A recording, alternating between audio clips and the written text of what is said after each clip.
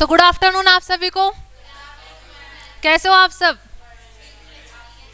क्यों, क्या हो गया?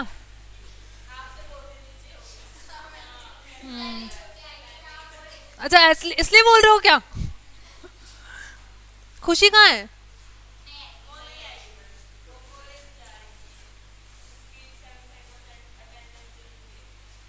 कौन से कॉलेज में? JNU? Jodhpur national university? Jaipur, अच्छा हाँ, जेएनयू जयपुर नेशनल। तो उनके कॉलेज ने बोला है उनको आने के लिए? प्राइवेट से ज़्यादा गवर्नमेंट में होता है 75% का, आपको पता है। लेकिन मैं तो नहीं जाती।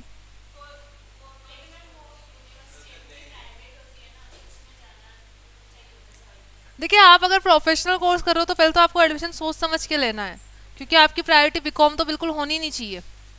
बीकॉम के बेसिस पे कुछ नहीं मिलता। अगर आपको पता लग जाए कि कोई, पहली बात तो ठीक है, प्राइवेट में आपने ले लिया कोई बात नहीं, अगर गवर्नमेंट में नहीं हुआ तो। अगर प्राइवेट में आपने एडमिशन ले भी लिया तो आपको उस यूनिवर्सिटी में रहना जहाँ पे जाना जरूरी नहीं है। ऐसे बहुत सारे कॉलेजेस है।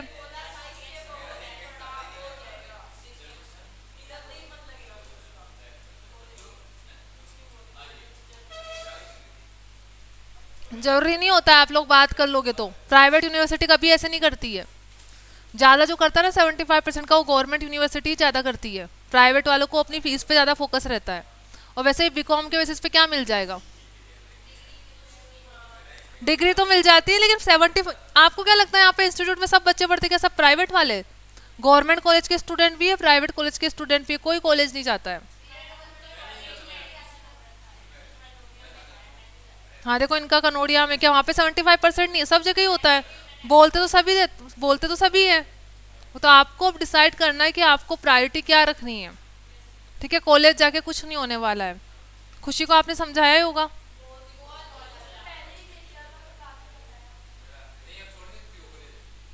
कॉलेज छोड़ने की बात नहीं, कॉलेज नहीं छोड़ना है, आप उनसे बात करो।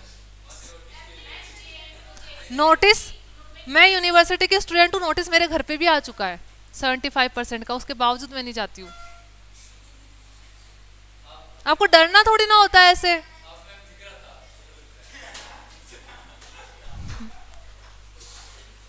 जिक्र की बात नहीं है, आपको डिसाइड करना है कि आपकी प्रायोरिटी। योगेश को बहुत बड़ा मजा आया इस जोक पे। ठीक है, आपको अपनी प्रायोरिटी डिसाइड करनी है कि आपको कौन से फील्ड पे फोकस करना है। ठीक है, आपका मोटिव तो सीए बनना ही है। बीकॉम तो सबकी हो ही जाती है, आप लोग की भी हो जाएगी, भले ही कॉलेज जाओ या मत जाओ। और सारे बच्चे यहाँ पे जो भी पढ़ते हैं सब कॉलेज गोइंग है, लेकिन कोई भी कॉलेज नहीं जाता है। तो आपको कॉलेज की वजह से, एक स्टूडेंट है मेरी फाउंडेशन की, उसको महारानी कॉलेज में डांट दिया। वो महारानी कॉलेज की स्टूडेंट है, कि उसकी भी 70, वो आके रोने लग गई। फिर मैंने उसको समझाया बहुत देर तक। वो बोले कि मैम मेरे को तो अब कॉलेज जाना पड़ेगा, 75% जरूरी है। तो वो सब बोलते हैं, पर आपको भी उनको बोलना आना चाहिए कि कॉमर्स में जनरली जिसने कॉमर्स लिए है वो या तो सीए करेगा या सीएस करेगा या सीए में करेगा ही करेगा। तो यूनिवर्सिटी वाले ये बात समझते हैं। ठीक है, तो आपको जाके बात करना आना चाहिए, वरना लाइफ में कुछ नहीं होने वाला। आगे आपको बहुत सारी जगह पे रेसिस्ट करना पड़ेगा। आपको लड़ना आना चाहिए, बोलना आना चाहिए, और वैलिड पॉइंट पे बोलना आना चाहिए। बाकी तो फिर जो सामने वाला बोलेगा वो मान लो, और जो चीज़ें ढर्रे पे चल रही उसको चलाते जाओ। हम्म। और हम सबको अपना बेनिफिट पता होता है ना। तो एक बार आप खुशी से और बात कर लेना, जिनकी भी उनसे बात होती है, कि वो अपनी यूनिवर्सिटी में कॉलेज में बात कर ले, वो मना नहीं करेंगे। और 75% वाला नोटिस सबके घर पे आता है, मेरे घर पे भी आयु। आपको कैसे पता?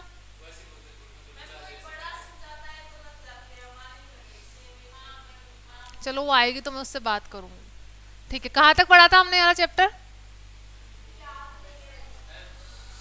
कुछ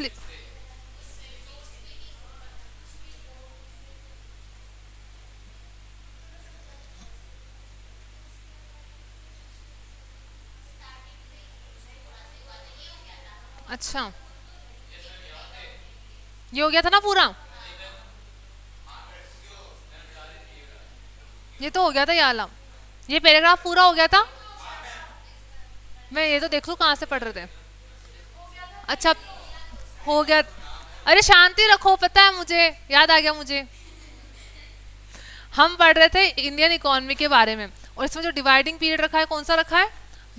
1850 से 1947। 1850 से 1947 है प्री इंडिपेंडेंसी वाला। फिर इसमें हमने इकोनॉमी की हिस्ट्री देखी थी। किसकी देखी थी? चाणक्य के बारे में, जिसका नाम कौटिल्य भी। उन्होंने एक बुक लिखी थी, उसका नाम क्या था? अर्थशास्त्र। ये हो गया था, यहाँ से पढ़ना।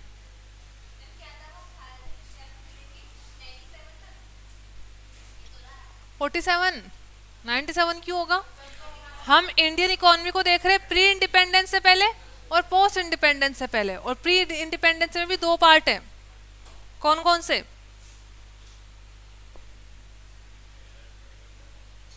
दे रखा है the rule of East India Company from 1757 to 1858 और British government in India from 1852 to 1947। तो देखिए इस चैप्टर में इंडियन इकोनॉमी को कैसे समझाया गया है। क्या ब्राइटनेस ज्यादा है? मुझे क्या करना है? कम करनी है? आपके बहुत नखरे हैं पढ़ने से पहले।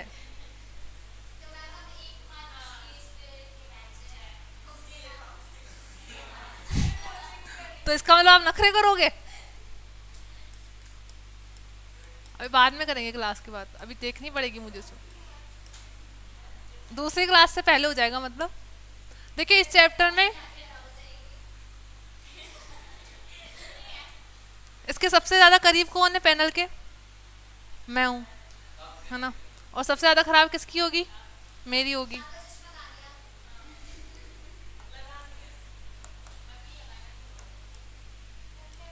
देखिए एक है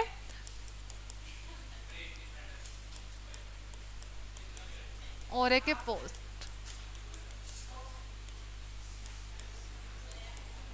प्री को भी देखिए दो पार्ट में बांटा गया है, 1757 से 1858, या 17 यहाँ पे कितना था? बुक कहाँ गई अपनी?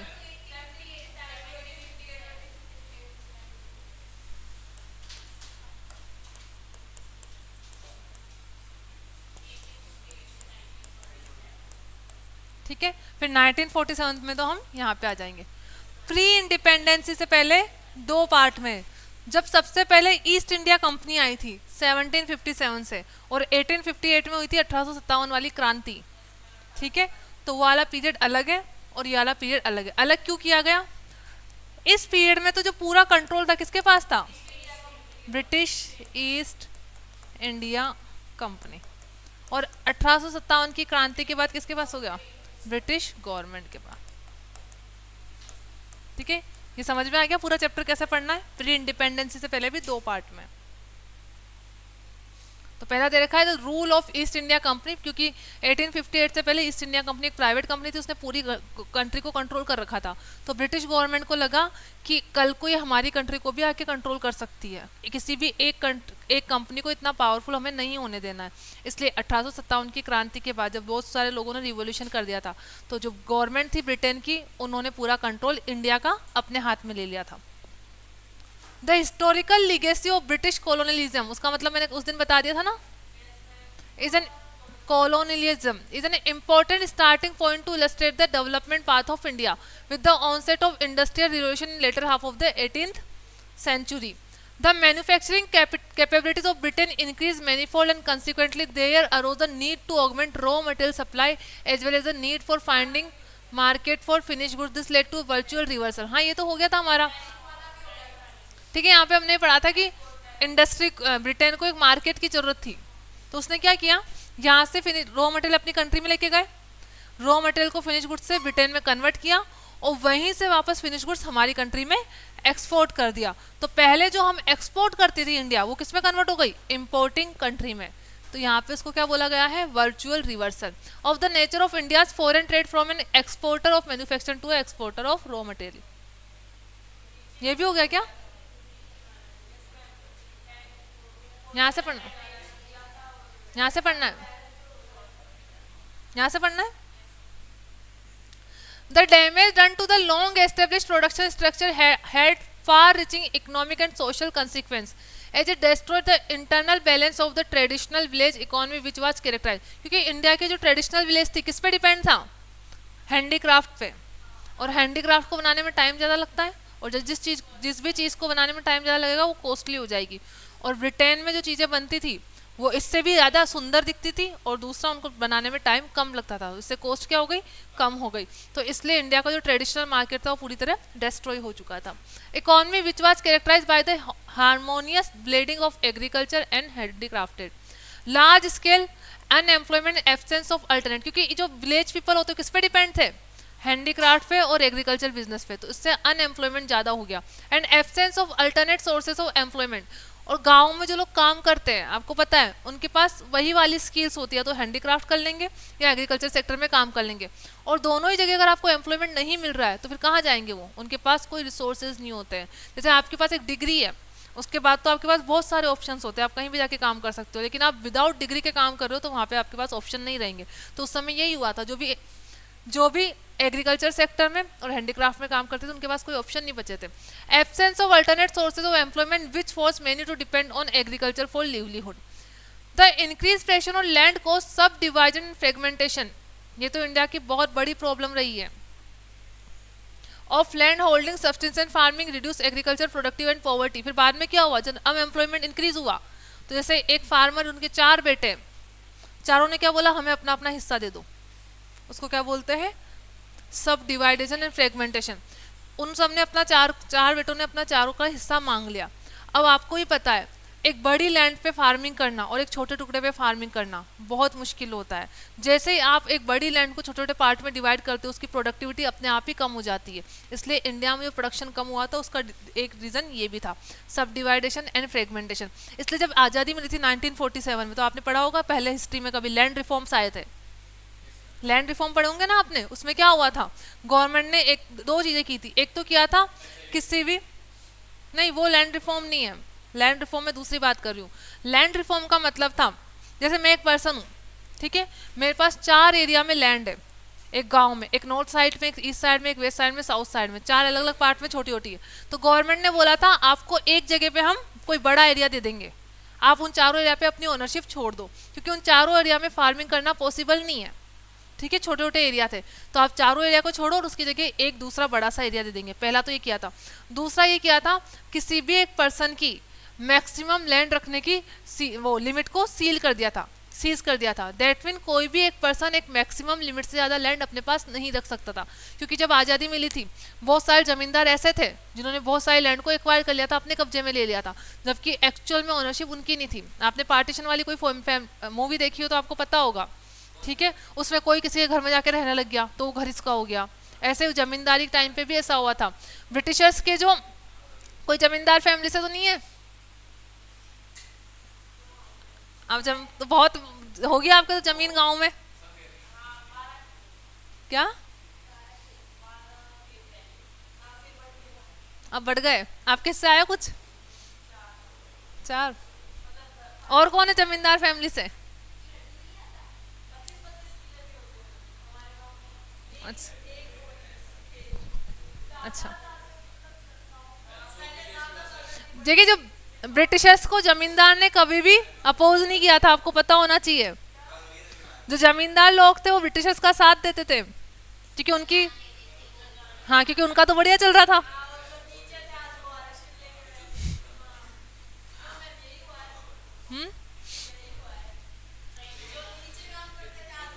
तो सही है ना, तो मिलना भी चाहिए उनको। जिस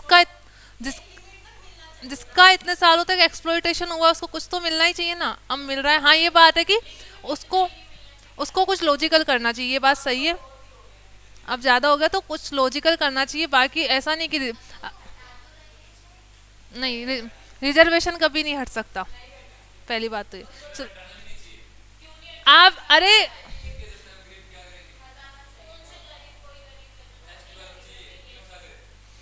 अरे आप लोग बाद में बात करेंगे, अपनी रिजर्वेशन की क्लास नहीं चल रही है। तो आपको एक तो अपनी कास्ट से कभी भी शर्म नहीं आनी चाहिए, भले आप एसटी एससी ओबीसी किसी से भी हो। क्या है, अपन को अपनी कास्ट पे हमेशा प्राउड होना चाहिए, भले किसी से भी हो। एक तो कंट्री पे, पेरेंट्स पे और कास्ट पे, तीनों को आपको कभी भी शर्मिंदा नहीं हो। मैं क्लास से बाहर निकाल दूंगी योगेश, क्लास में क्लास के तरीके से बैठूं। ठीक है, कुछ लोगों को मैंने देखा उनको अपने पेरेंट्स से भी शर्म आती है। आती है, लेकिन मैं बता रही हूँ आपकी आपकी जाति, आपकी देश और आपके माता पिता ऐसे लोग हैं, इनसे कभी शर्म नहीं आनी। और क्या, गरीबी, हाँ गरीबी कोई शर्म वाली बात नहीं है, हम उसको चाहे तो ठीक कर सकते हैं। ठीक है, अब मैं जिस फैमिली में पैदा हुई हूँ उसमें मेरा क्या रोल था, मैं किसी गरीब घर में भी तो पैदा हो सकती थी। आप जिस फैमिली में पैदा हुए आप चूज करके थोड़ा ना पैदा हुए, नहीं तो अपन अगर सब चूज करके पैदा होते तो हम अंबानी के घर में होते, फिर अंबानी के इतने सारे बच्चे होते तो ठीक है। हाँ, तो आप जहाँ भी जिस भी सिचुएशन में हुए उसमें आपका कोई रोल नहीं है। सब इंडिया में भी आप पैदा हो गए तो इसमें आपका कोई रोल नहीं है, पाकिस्तान में भी हो सकते थे, बांग्लादेश में भी हो सकते थे। तो जो चीज़ आपके कंट्रोल में नहीं है फिर भी आपको मिल गई है, तो ना तो उससे शर्म करनी ना उस पर ज़्यादा प्राउड करना है। ठीक है,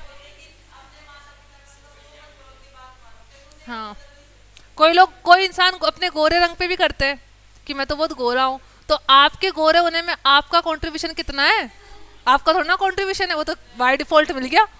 तो इसमें कुछ जो चीज़ आपने अपनी स्किल से एक्वायर नहीं की है उस पर ना तो शर्म करनी है ना ही प्राउड करना है, दोनों ही नहीं करना है। क्योंकि आजकल एक ट्रेंड और बन गया हिंदू राष्ट्र, हम हिंदू है तो हम प्राउड करेंगे।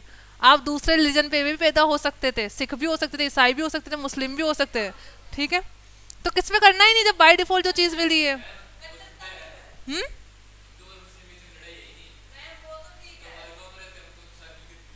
हाँ बढ़िया है, नहीं है तो बहुत बहुत बढ़िया है। नहीं होती है, करते नहीं है, करवाई जाती है।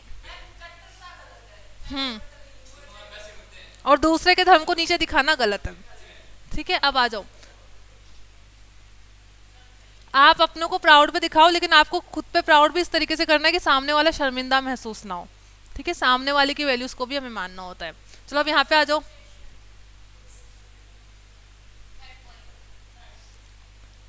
तो यहाँ पे डिवीजन और फ्रेगमेंटेशन वाले में क्या था कि जैसे जैसे अनएम्प्लॉयमेंट इंक्रीज हुआ तो लोगों ने क्या किया, अपना हिस्सा मांगना स्टार्ट किया, तो एक बड़ा हिस्सा बहुत छोटे छोटे पार्ट में डिवाइड हो गया, और जैसे ही छोटे छोटे पार्ट में डिवाइड हुआ अपने आप प्रोडक्शन लेवल कम हो चुका था।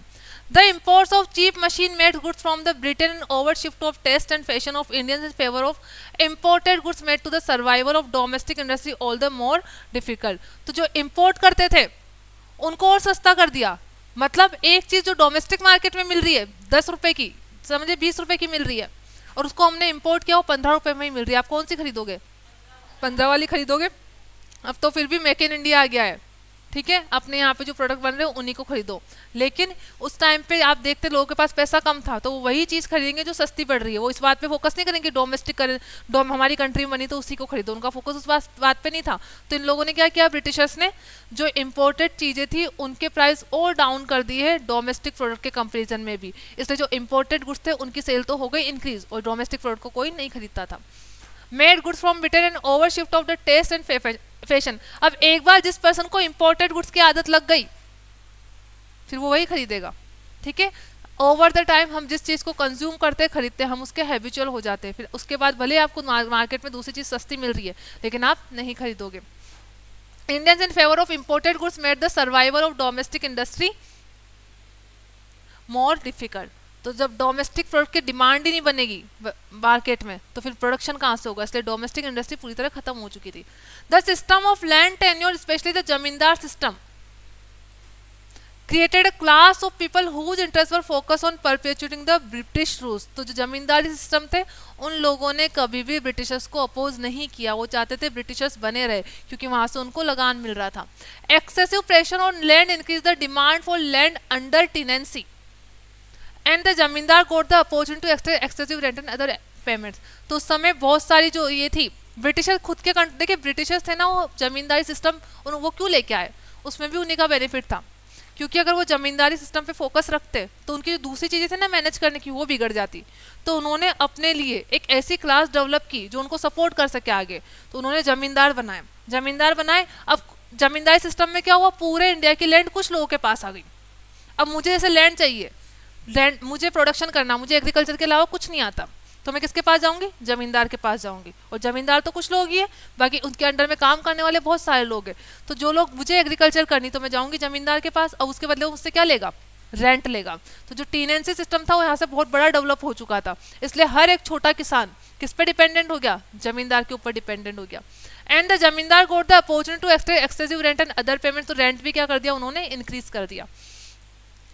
Absentee landlordism, high indebtedness of agriculturist, growth of the class of the exploitative moneylender, how low attention to the productive enhancing measure led to a virtual collapse of Indian agriculture। अब आप ये बताइए कि एक person जिसकी खुद की land है वो जिस तरह से प्रोडक्शन करेगा और दूसरा जो रेंट पे लेके प्रोडक्शन कर रहा है, किसकी प्रोडक्टिविटी ज़्यादा बढ़िया होगी, जो खुद का होगा वही।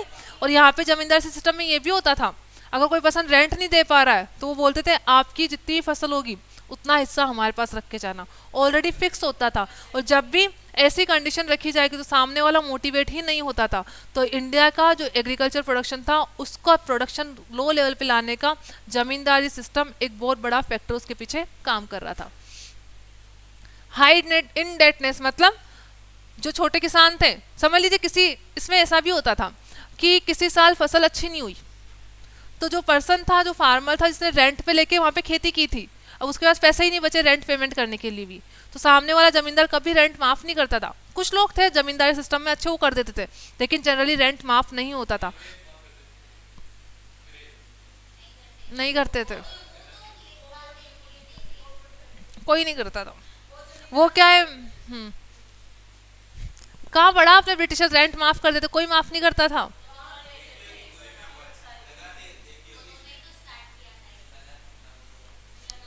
ये क्यों हुआ, कहाँ कौन से हिस्ट्री की बुक में पढ़ा आपने?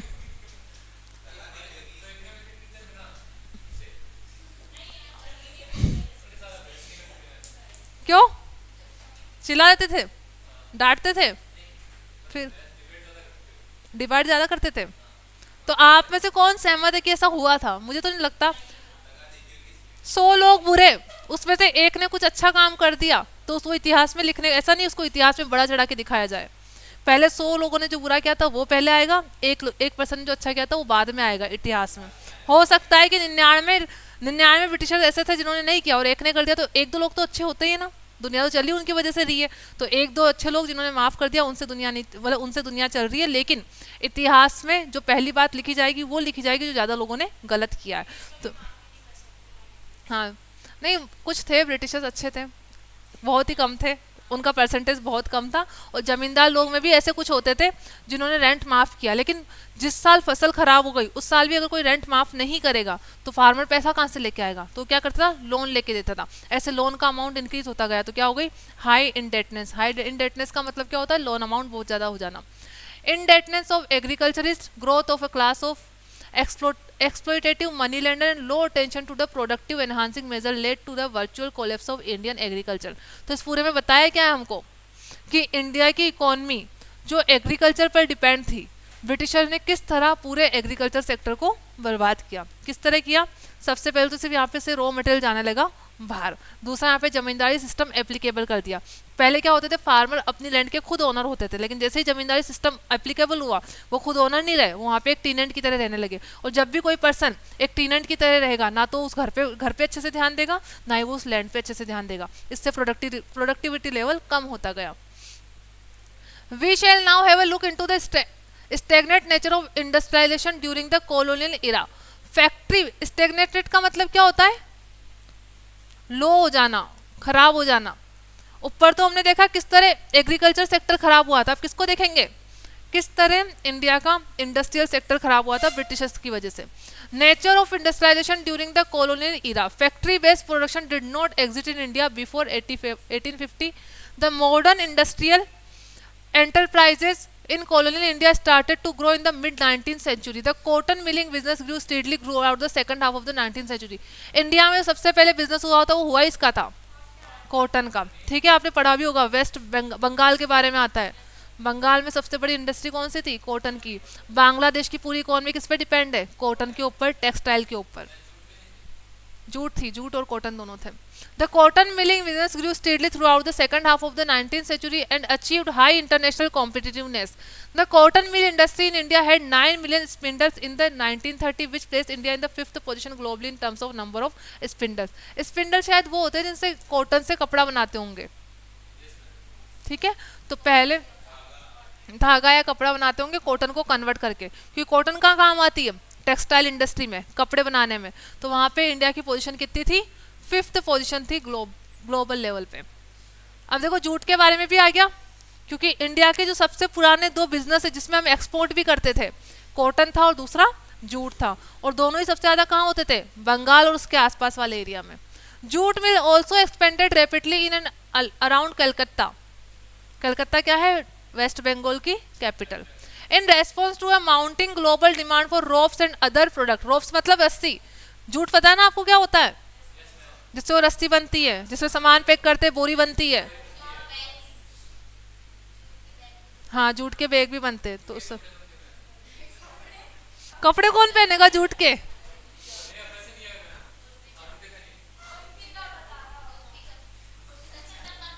कौन कौन से कपड़े आ गए जूट के।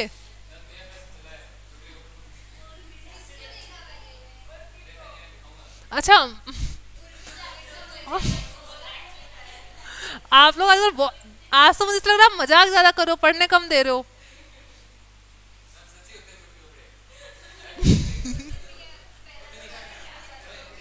ठीक है ठीक है ठीक है ठीक है, जूट के कपड़े भी होते हैं, ठीक है, कॉटन के भी होते हैं, जूट के भी होते हैं।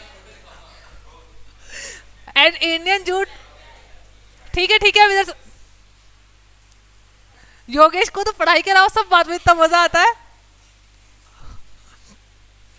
Indian jute occupied a large share of the international market by the late 19th century. At the end of 19th century, the Indian 19th century का मतलब क्या होगा, मतलब 1890 के आसपास वाला समय। इसके बाद क्या हो जाएगा, पूरा 1900 कंप्लीट हो जाएगा। द इंडियन जूट मतलब 19th सेंचुरी का मतलब आप ये मत समझना 1901 1902, ठीक है, 19th सेंचुरी मतलब होगा 1801 से 1900 तक ही मान लो, ठीक है, इसको बोलते हैं 19th सेंचुरी। क्योंकि अभी हम पीरियड कौन सा पढ़ रहे हैं, 1757 से 1857 तक का, ठीक है, 1857 की क्रांति से पहले वाला। At the end of the 19th century, the Indian jute mill industry was the largest in the world in terms of the amount of raw jute consumed in the production. In addition, brewing, paper milling, leather making इन सब में काम आता है। Maize and rice milling industry also developed during the century. Heavy industry such as the iron, heavy industry में क्या क्या आ जाता है, आयरन, जहाँ पे heavy metal होता है उसको क्या बोलते हैं, heavy industry. Heavy industry such as the iron industry were also established as early as 1840 by British capital. India's iron industry was ranked 8th in the world in terms of output in 1930. वैसे यहाँ से question बन सकता है, तो इसको आप एक बार हाईलाइट कर लो। 1930 के पीरियड में पूरे वर्ल्ड में इंडिया की जो आयरन इंडस्ट्री थी कौन से लेवल पे थी, 8th पोजीशन पे थी। Due to progress in modern industrial enterprise, some industries even reached global standard by the beginning of the 20th century. Just before the Great Depression. Great Depression period कब आया था, first class में बताया था। Good, great depression period आया था 1930 के आसपास। क्या हुआ था ग्रेट डिप्रेशन पीरियड में,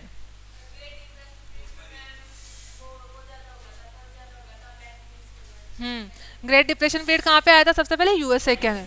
वहाँ पे क्या हुआ था, लोगों के पास पैसा नहीं था कि चीज़ों को खरीद सके, चीज़ों के पास चीज़ों को खरीद नहीं सकते, तो मार्केट में चीज़ों की डिमांड ही नहीं थी, और जब तक डिमांड नहीं होगी मार्केट में ना तो प्रोडक्शन होगा ना सप्लाई होगी। तो ग्रेट डिप्रेशन पीरियड में लोगों के पास पैसा भी नहीं था, जॉब भी नहीं थी, ऑलरेडी मार्केट में बहुत सारी प्रोड्यूस चीज़ें थी लेकिन उनको खरीदने वाला कोई नहीं था, इसलिए चीज़ों के प्राइस क्या हो चुके थे, बहुत ज़्यादा कम हो चुके थे, उसको बोलते हैं ग्रेट डिप्रेशन पीरियड।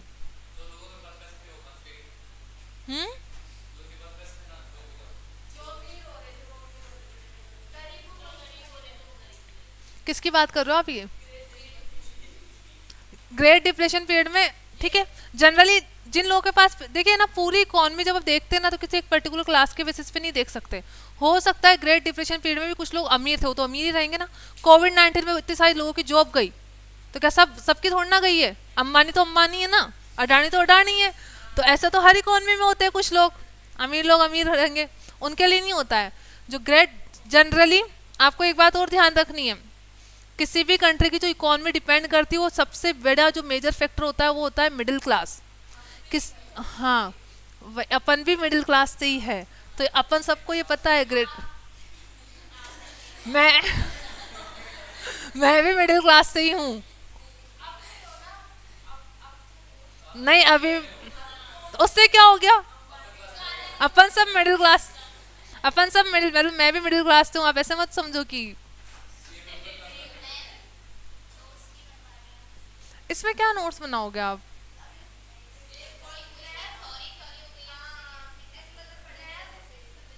पहले एक बार पढ़ लेते फिर लास्ट में बनवा दूंगी। इसके नोट्स मैक्सिमम आपके 2 पेज में बन जाएंगे। और पहली बात, जब ये चैप्टर हम पूरा कंप्लीट कर लेंगे ना, आप इसके क्वेश्चन देखना, इससे इतने इजी क्वेश्चन आते हैं कि आपको नोट्स बनाने की जरूरत नहीं, आपको याद रह जाएंगे। छोट छोट यार इतना नहीं पता मुझे, अभी देखना पड़ेगा कितने मार्क्स का, लेकिन इससे 3 या 4 क्वेश्चन आएंगे। हम्म। मेरी थी 26 या 29 थी, मैं भूल गई। इंटर में थी। फाइनल में रैंक नहीं थी, फाइनल में मेरी रैंक 10 मार्क्स से रह गई। जी 50 बच्चों की आती है ऑल इंडिया लेवल पे, तो मेरे दोस्त की आई थी, उसकी मेरे द्वारा उसकी 50th रैंक आई थी लास्ट, और उसके मुझसे 10 या 12 मार्क्स ज़्यादा थे। मैं तो इसी में खुश थी, मेरा फर्स्ट अटेम्प्ट में हो गया दोनों ग्रुप।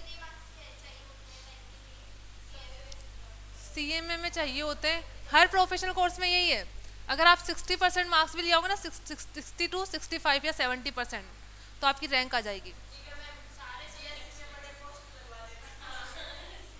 ठीक। कुछ बच्चे बताए, सीएमए में तो टॉप, सीएमए में फाउंडेशन में तो नहीं आती है, लेकिन जो सीएमए चैप्टर है वो टॉप 10 बच्चों की निकालता है राजस्थान की। तो इस बार अपने यहाँ से 3 बच्चे आए थे टॉप 10 में सीएमए फाउंडेशन में। ठीक है। मैं आपको बात कुछ और बता रही थी, अब स्किप हो गई कि आपने दूसरी बात हाँ, बच्चे ऐसा करते हैं कि आपको कभी भी 100% कोर्स नहीं करना होता है कवर। चलो फाउंडेशन में तो आपको पूरा करना है, इंटर फाइनल की बात कर रही हूँ। आप इंटर फाइनल में समझ जाओगे कि आपके कौन से टॉपिक का कितना वेटेज है, तो आप उसी टॉपिक को पढ़ के जाते हो जिसका हाई वेटेज होता है और कंटेंट कम होता है। तो मैंने तो ऐसे सिलेक्टिव स्टडी ही की थी, क्योंकि मेरे कुछ फ्रेंड थे वो 100% पढ़ के जाते थे, उनके मुझसे कम मार्क्स आए। तो आपके पास प्रोफेशनल कोर्स में आपके पास एक स्ट्रेटेजी होती है कि वो बोलते हैं ना स्मार्ट स्टडी करनी होती है, वो करनी होती है। भले आप कितने भी हार्ड वर्क करो, अच्छी बात है, लेकिन जब तक आप स्मार्ट स्टडी करोगे कुछ नहीं हो सकता। क्योंकि आपको पता है पूरे साल भले ही पढ़ लो, सबसे बड़ी जो चीज़ होती है वो होती है रिविज़न। आपने एग्ज़ाम से पहले कितना पढ़ा है, रिटेन वही रहता है एग्ज़ाम में। तो आपने जितना ज़्यादा रिविज़न किया है वही आप एग्ज़ाम में लिख के आओगे। और रिविज़न के लिए आप 100% कोर्स को रिकवर नहीं कर सकते। ठीक है, तो आपको अपनी प्रायोरिटी डिसाइड करनी होती है। और इस चैप्टर के नोट्स में चैप्टर कंप्लीट होने के बाद लिखवा दूंगी, 1-2 पेज में आपको उतने ही लिखने हैं। और इस चैप्टर पे आपको इतना फोकस करना भी नहीं है, वो तो क्या बीच बीच में, ये चैप्टर इंटरेस्टिंग है तो मेरे को कहानियाँ पता है तो मैं आपको बता देती हूँ, बाकी इस चैप्टर से इतनी डिटेल में कुछ नहीं आएगा। और वैसे भी इसको याद करवाने का एक ही तरीका, कहानियाँ बताते रहो बीच बीच में, तभी याद रहता। ठीक है, अब क्या आ गया? अच्छा, इसमें वो वाला पीरियड तो नहीं दिया 1850?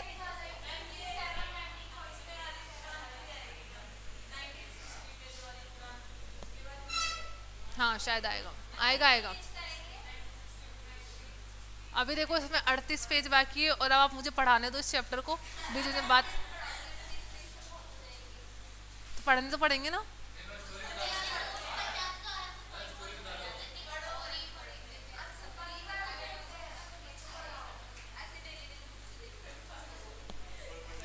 चलो फटाफट पढ़ो। देखिए 38 पेज के नोट्स कितने पेज में बनेंगे बताओ? उसके लिए मुझे कितनी थोरो स्टडी करके आनी पड़ेगी कि मैं आपको 2 पेज में पढ़ाऊँ, और 2 पेज में पॉसिबल नहीं कि अगर उन 2 के अलावा किसी और जगह से क्वेश्चन आ गया तो आप क्या बोलोगे? हमें तो पढ़ाया नहीं था। हाँ चलो पढ़ो इधर, फटाफट इधर देखो, इतनी देर में तो एक टॉपिक कंप्लीट हो जाता। At the time of independence, India was overwhelmingly rural, inhabited by mostly illiterate people who were exceedingly poor. तो इंडिया को जब आज़ादी मिली थी सबसे ज़्यादा लोग कहाँ रहते थे? गाँव में। और सबसे ज़्यादा लोग कैसे थे? इलिटरेट थे। तो एजुकेशन लेवल भी बहुत कम था, और मनी का और नेशनल इनकम का लेवल भी बहुत कम था। We had deeply stratified society characterized by the extreme heterogeneity on many counts. Heterogeneity का मतलब कुछ लोग तो बहुत अमीर थे और बहुत सारे लोग बहुत ज़्यादा गरीब थे। तो क्लास डिवाइडेशन बहुत ज़्यादा हो चुका था। कौन सी उसमें इकोनॉमी में पढ़ा था कि क्लास डिवाइडेशन नहीं होता है? एक चैप्टर पढ़ा था हमने इससे पहले, जहाँ हमने पढ़ा था क्लासलेस सोसाइटी। किसका सपना था? कार्ल मार्क्स का सपना था क्लासलेस सोसाइटी। और कौन सी इकोनॉमी होती है वो? सोशलिस्ट। सोशलिज्म में क्या होता है, क्लासलेस सोसाइटी, हमने पढ़ा था वहां पे कि सोशलिस्ट इकोनॉमी का कंसेप्ट किसने दिया था, कार्ल मार्क्स ने, उनके साथ एक और पर्सन का नाम था। With the literacy rate just, अब इधर आ जाए वापस, उस समय देखिए कितनी थी, with the literacy rate just about 18% and barely 32 years of life expectancy in 1951, मतलब एक पर्सन सिर्फ 32 साल जीता था।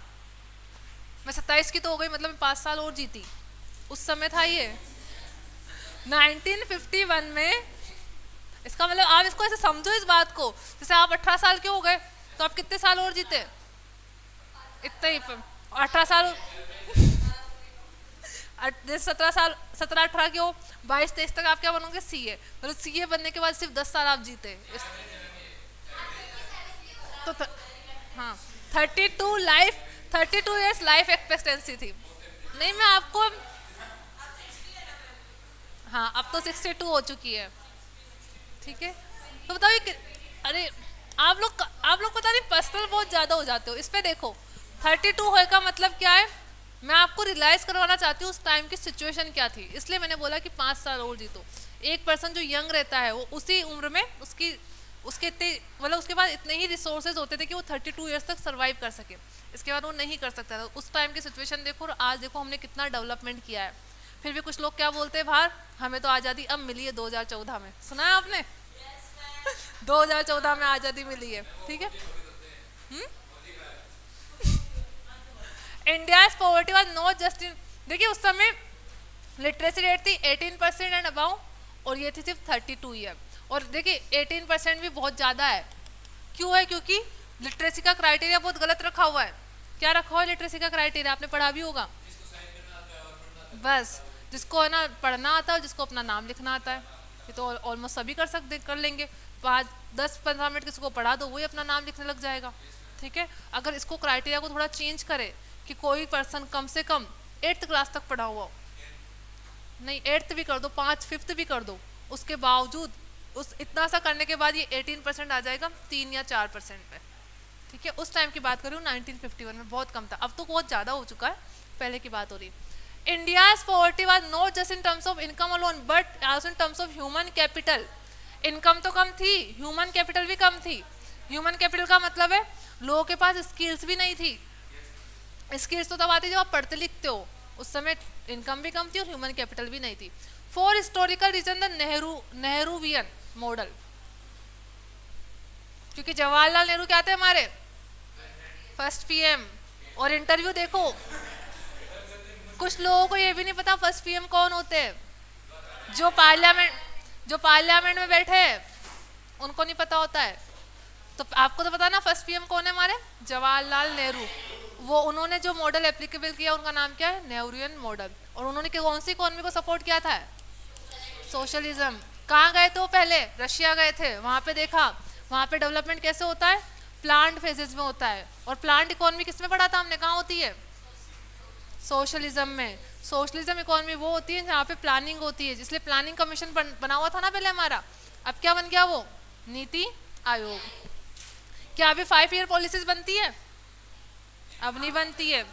12 पंचवर्षीय योजना बनी है, 5 ईयर प्लान बनी, उसके बाद नहीं बनी है।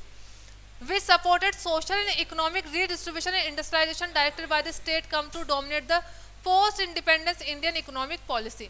Centralized economy किसको पढ़ा था हमने, सोशलिज्म इकोनॉमी को 2 नाम पढ़ लिए, प्लान और सेंट्रलाइज। और कमांड इकोनॉमी वो भी यही है सोशलिज्म। कमांड कौन देगी, गवर्नमेंट देगी, और गवर्नमेंट का कंट्रोल कहाँ पे होता है, सोशलिज्म इकोनॉमी में होता है। Direction was at the core of India's development strategy and the economic policies were crafted to accomplish rapid economic growth accompanied by equity and distributive justice। तो नेहरूवियन इकोनॉमी क्या थी, इक्विटी एंड डिस्ट्रीब्यूटिव जस्टिस। इसलिए वो land reform वाली policy आई थी जिसमें मैंने आपको बताया कि हर पर्सन की एक लिमिट बता दी कि कोई भी पर्सन इतने से ज़्यादा लैंड अपने पास नहीं रख पाएगा, और जिस भी पर्सन के पास इससे ज़्यादा लैंड है वो गवर्नमेंट अपने कंट्रोल में ले लेती है और किसी और को डिस्ट्रीब्यूट कर देती है। लेकिन लोगों ने इसका भी तोड़ निकाल लिया था, रिश्तेदारों के नाम कर दी, गाय के नाम कर दी, भैंस के नाम कर दी, बकरी के नाम कर दी, सब हो जाता है, कर दी थी उस टाइम लोगों ने। दादी को 10 साल हो गए गए हुए, उनके नाम पे कर दी। ठीक है, ऐसे इन्होंने इनका तोड़ निकाला। The planning commission of India was established to meticulously plan for the economic development of the nation in line with the socialist strategy. This was carried through the 5 year plan. तो 5 ईयर प्लान कहाँ पे था? Planning commission के अंदर था, which were develop implemented monitor by the planning commission. It is pertinent here to have a look at the ideology of industrialization prevailed in the early days of independence. India's political leadership was keen on establishing an economic system in which the central government would have authority to design the economic strategy. तो आपको पता ही, जब देखिए India का economic development, आपको एक बात और पता होनी चाहिए,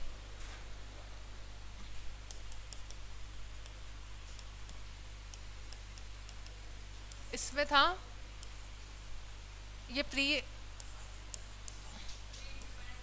पोस्ट, और इसके बाद और ले लेते एक और है, ये पोस्ट में भी पोस्ट है, इसको ऐसे समझो। प्री में क्या था? ज्यादातर सेक्टर किसके पास था? इकोनॉमी को कंट्रोल करता था प्राइवेट सेक्टर, जब ब्रिटिश ईस्ट इंडिया कंपनी थी। जैसे ही 1947 में आज़ादी मिली, हाँ, गवर्नमेंट को पता लग गया अगर प्राइवेट सेक्टर को पावर दी तो हमें आके गुलाम बना लेंगे, तो गवर्नमेंट ने क्या सोचा कि ज़्यादा से ज़्यादा कंट्रोल हम अपने पास ही रखेंगे, इसलिए बहुत सारी चीज़ों को क्या कर दिया? प्राइवेटाइजेशन कर दिया। सॉरी, प्राइवेटाइजेशन नहीं, नेशनलाइजेशन कर दिया। 1947 में पब्लिक से हो गई, प्राइवेट से हो गई पब्लिक पे शिफ्ट। फिर जब 1991 में आए वापस, ठीक है, फिर हम एलपीजी रिफॉर्म लेके आए। क्या हो गया? पहले प्राइवेटाइजेशन था, फिर नेशनलाइजेशन हुआ, मतलब गवर्नमेंट के पास गया, फिर वापस क्या हो गया? ठीक है, एलपीजी, लिबरलाइजेशन एंड ग्लोबलाइजेशन। ठीक है, डेवलपमेंट ऐसे हुआ, पहले प्राइवेट सेक्टर ज़्यादा था, फिर गवर्नमेंट सेक्टर ज़्यादा हुआ, फिर वापस कौन हो गया? Private sector. नहीं, वो तो मिक्स तो है, लेकिन मैं ऐसे क्रोनोलॉजी बता रही हूँ कि प्राइवेट सेक्टर को कितनी प्रायोरिटी दी, पहले बहुत ज़्यादा थी, फिर कम कर दी, अब वापस ज़्यादा कर दी। देखा होगा ना, गवर्नमेंट अपनी कंपनीज को प्राइवेट सेक्टर को दे रही है। जैसे जैसे एयर इंडिया पहले आज़ादी से पहले टाटा के पास था, फिर अपने पास ले लिया, फिर वापस किसको भेज दिया? वापस टाटा नहीं खरीदा ना, एयर इंडिया को किसने खरीदा अभी वापस? टाटा नहीं खरीदा। आईपीआर कब आया था? 1948 में। Industrial policy resolution invested in expand role for the public sector and licensing to the private sector. तो आईपीआर पॉलिसी में क्या करा? गवर्नमेंट को ज़्यादा से ज़्यादा चीज़ें अपने कंट्रोल में रखनी है, और अगर प्राइवेट सेक्टर को कुछ करना है तो क्या लेना पड़ेगा? लाइसेंस लेना पड़ेगा। और 1991 में इसको वापस खत्म कर दिया था। It granted state monopoly, state मतलब सेंट्रल गवर्नमेंट की monopoly, for strategic area such as atomic energy, arms and animation and railways. तो 3 एरिया में गवर्नमेंट की मोनोपोली थी, atomic energy, arms and ammunition and railways. Atomic energy का मतलब होता है परमाणु से, ठीक है, न्यूक्लियर पावर, जो गवर्नमेंट उससे इलेक्ट्रिसिटी भी बना सकती है, सिर्फ गवर्नमेंट के पास है। Also the right to new investment in basic industry were exclusive given to the state. ये सारी तो मोनोपोली थी। अगर किसी ऑलरेडी एस्टेब्लिश इंडस्ट्री में इन्वेस्टमेंट करना है तो प्राइवेट सेक्टर नहीं कर सकता, सिर्फ गवर्नमेंट कर सकती है। तो also the right to new investment in basic industry were exclusive given to the state. The policies in 1950 were guided by 2 economic philosophy. The Prime Minister Nehru's visualization to build a socialist society with emphasis on a heavy industry। तो जो नेहरू जी थे उन्होंने focus किस पे किया था?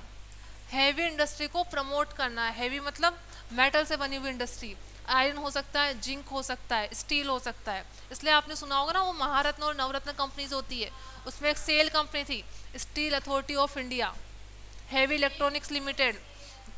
तो वो सब किसके? हाँ, भेल कंपनी की फुल फॉर्म है भारत हैवी इलेक्ट्रॉनिक्स लिमिटेड। भेल कंपनी भी हैवी कंपनी के अंदर आती है, सेल भी हैवी के अंदर आती है।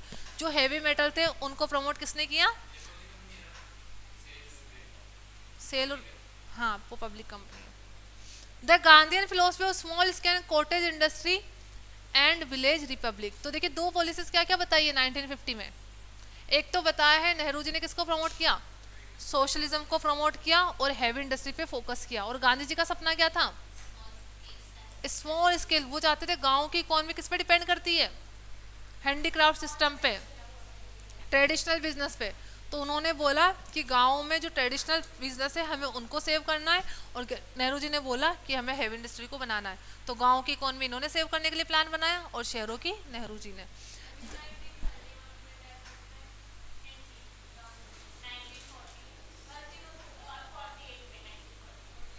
31 में क्या आप 31 बता रहे हो? 30। हाँ, आज़ादी के बाद हुई थी क्या? गांधी जी की डेथ आज़ादी के बाद हुई है। उन्होंने सब कुछ देखा है पार्टीशन वगैरह, इसलिए उन पे इल्ज़ाम भी लगते हैं कि वो चाहते तो पार्टीशन को रोक सकते थे। नहीं रोक सकते थे वो।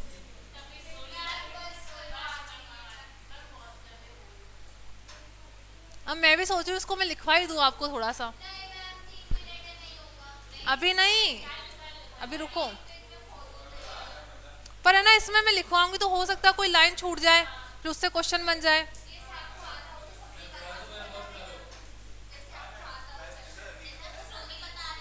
अच्छा, वैसे मैं स्टोरी बोलती जाऊँ और आप याद कर लो।